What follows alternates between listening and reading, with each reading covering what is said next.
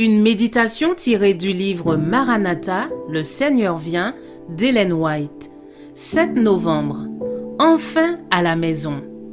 C'est bien, bon et fidèle serviteur. Entre dans la joie de ton maître. Matthieu 25, verset 21.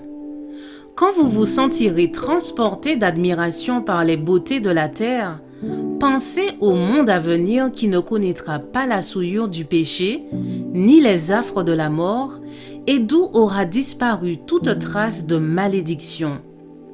Représentez-vous la demeure des élus, et souvenez-vous qu'elle sera infiniment supérieure à tout ce que votre imagination peut concevoir de plus beau.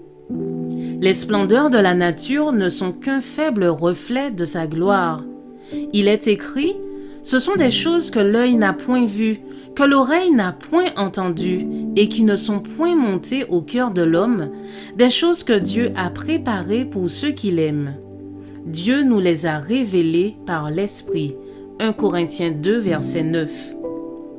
Bientôt, les portes des cieux seront grandes ouvertes devant les enfants de Dieu, que le roi de gloire accueillera par ses paroles qui charmeront leurs oreilles telle la musique la plus suave.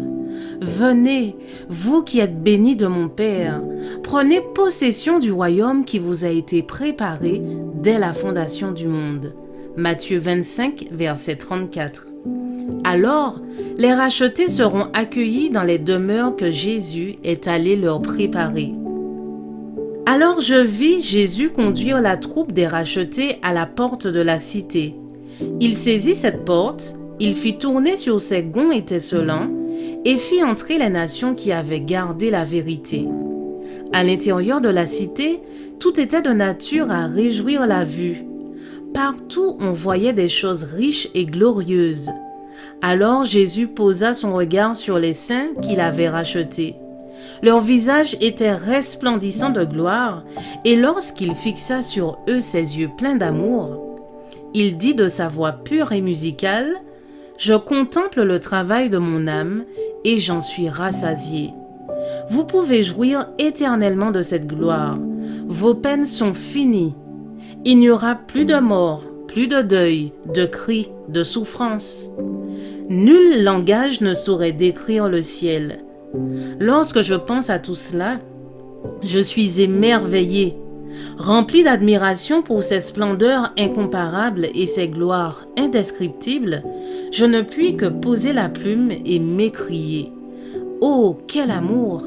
Quel merveilleux amour!